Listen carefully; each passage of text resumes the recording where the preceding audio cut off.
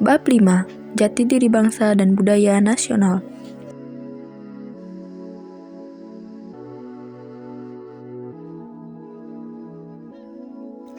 Halo semua, perkenalkan, nama saya Nika Derita Pratiwi, nomor absen 36 dari kelas 8G.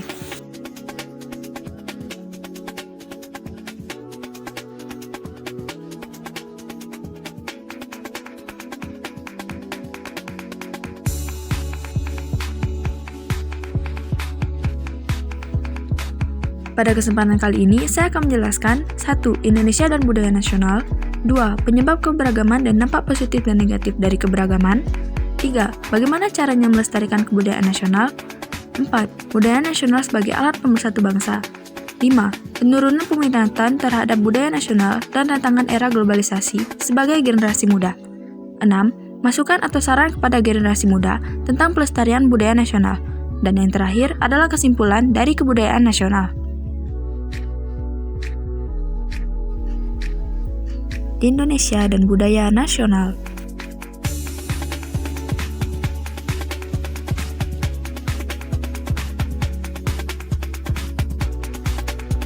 Menurut Kuncharaningrat, dalam buku Kebudayaan, Mentalitas dan Pembangunan tahun 2004, kebudayaan nasional adalah suatu kebudayaan yang didukung oleh sebagian besar warga suatu negara, memiliki syarat mutlak yang khas dan dibanggakan, serta memberikan identitas terhadap negara dan warga negara. Apabila dikaitkan dengan negara Indonesia, maka kebudayaan nasional adalah budaya yang dihasilkan oleh bangsa Indonesia sejak zaman dahulu hingga kini sebagai suatu karya yang khas dan dibanggakan, serta mencerminkan jati diri dan identitas bangsa Indonesia.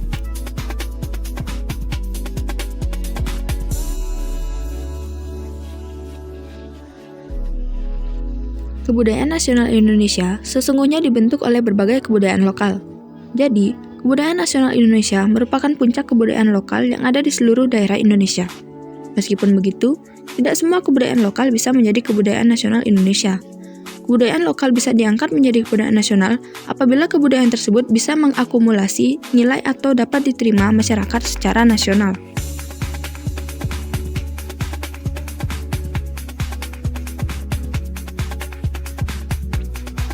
Bentuk kebudayaan nasional Indonesia. 1. Bahasa Indonesia. Bahasa Indonesia merupakan dianggap sebagai kebudayaan nasional karena menggambarkan kepribadian bangsa Indonesia. Bahasa Indonesia berasal dari salah satu bahasa daerah yang ada di Indonesia, yaitu bahasa Melayu.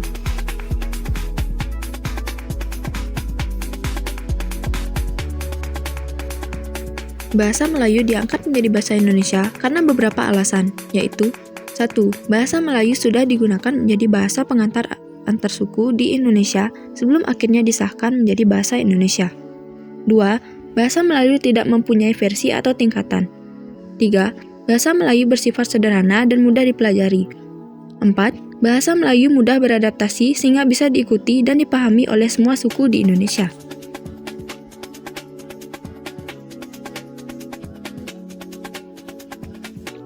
Dua, musyawarah. Sistem musyawarah untuk mengambil keputusan hampir digunakan oleh semua suku bangsa di Indonesia.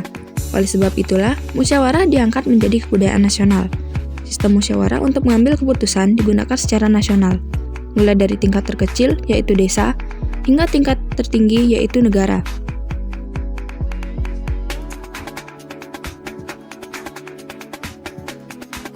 Tiga, batik. Batik merupakan kebudayaan nasional yang berasal dari kebudayaan lokal. Sebagian besar daerah di Indonesia dapat menciptakan batik dengan corak khas yang berbeda-beda karena batik dapat diterima oleh sebagian besar masyarakat Indonesia. Akhirnya, batik ditetapkan sebagai salah satu pakaian nasional. Bahkan batik telah ditetapkan oleh UNESCO sebagai warisan budaya Indonesia. Dengan demikian, batik merupakan kebudayaan yang mencerminkan identitas dan jati diri bangsa Indonesia. Penyebab keberagaman.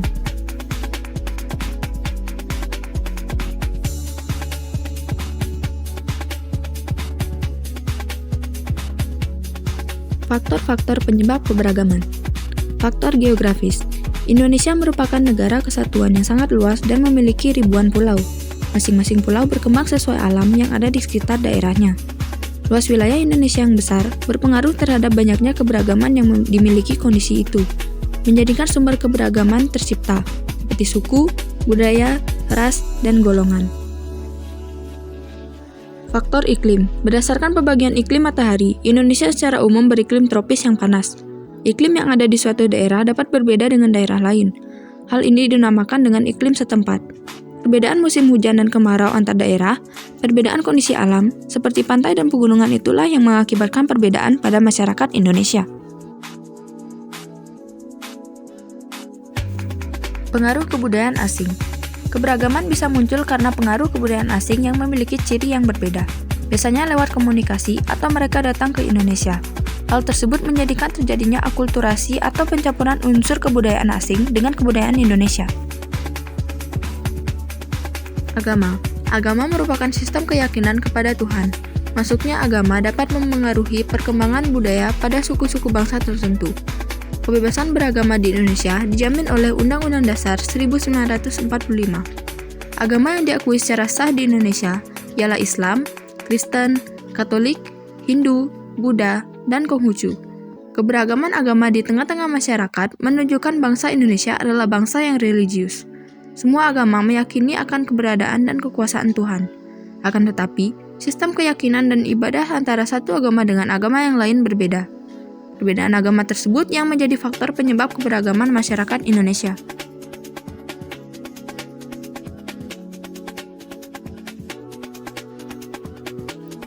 Keberagaman ras. Dalam Undang-Undang Nomor 40 Tahun 2008 tentang penghapusan diskriminasi ras dan etnis, menyebutkan ras adalah golongan bangsa berdasarkan ciri-ciri fisik dan garis keturunan. Setiap manusia memiliki perbedaan ciri-ciri fisik seperti warna kulit, warna dan bentuk rambut, bentuk muka, ukuran badan, bentuk dan warna mata, serta ciri fisik yang lainnya. Keberagaman ras penduduk di Indonesia setidaknya dapat dikelompokkan menjadi ras Malayan Mongoloid di Sumatera, Jawa, Bali, Nusa Tenggara Barat, Kalimantan, dan Sulawesi, ras Melanesoid di Papua, Maluku, dan Nusa Tenggara Timur, ras Asiatik Mongoloid seperti orang Cina, Jepang, dan Korea yang tersebar di seluruh Indonesia.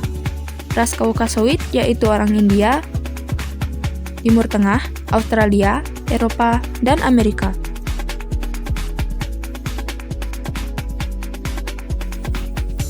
Kondisi masyarakat Indonesia yang memiliki keberagaman ras terkadang berpotensi menimbulkan konflik. Konflik tersebut tidak hanya merugikan kelompok-kelompok masyarakat, tetapi juga bangsa Indonesia secara keseluruhan. Itulah mengapa setiap warga negara Indonesia hendaknya menjunjung tinggi rasa persaudaraan, kekerabatan, dan persahabatan sehingga terwujud perdamaian antar masyarakat. Sejarah. Sejarah merupakan satu di antara faktor penyebab keberagaman masyarakat Indonesia.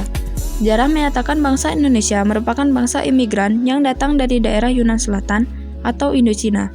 Pada waktu itu, bangsa Yunan Selatan sudah mulai berkembang dengan membawa kebudayaannya masuk ke Indonesia. Tak hanya itu, tiap wilayah di Indonesia memiliki perjalanan sejarahnya sendiri.